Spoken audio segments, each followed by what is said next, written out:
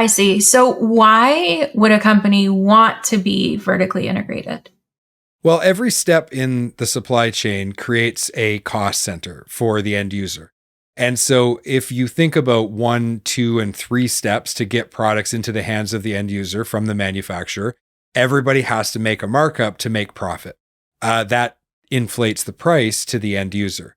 So if I'm a manufacturer who wants to vertically integrate, one of the things I might be trying to do is I might be trying to maximize my profits while at the same time lowering the cost to the end user.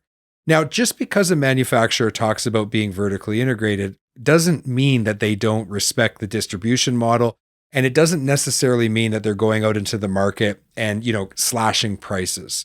There are a growing number of manufacturers that are running both of these models concurrently.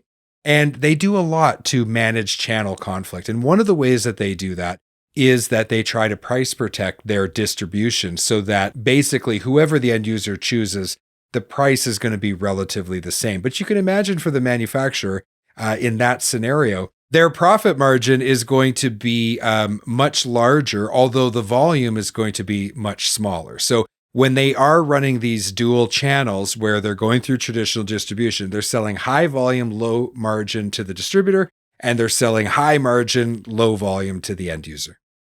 And I would imagine too, Jamie, that for a product that needs to be very high quality and really have super tight tolerances, it needs to last forever, right? Especially when you're looking at something that's generally made of one raw material like rubber, it would make sense for a company to completely be in control of the entire supply chain from raw material to product, essentially. Does that make sense?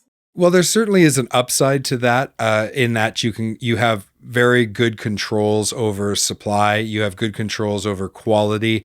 You're not dependent on other people to do their part to successfully deliver your product. The downside of that too, though, may be that you have increased costs, you have increased infrastructure that is needed, and you have to be masters of multiple disciplines.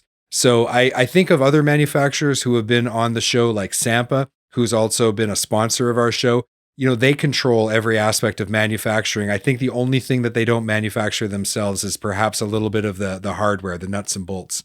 Everything else they control. And there's big upside to that. For example, during COVID, they were able to maintain inventory levels because they controlled raw material. In the case of Manson's, they also control raw material. This is a big upside. But again, there's a cost to this, and all of that has to be weighed. And if you don't have the discipline and you don't have people who really have mastery over that discipline, then sometimes it makes sense to partner with someone and assemble components. So these are just decisions that every manufacturer has to make, and there's definitely pros and cons to both.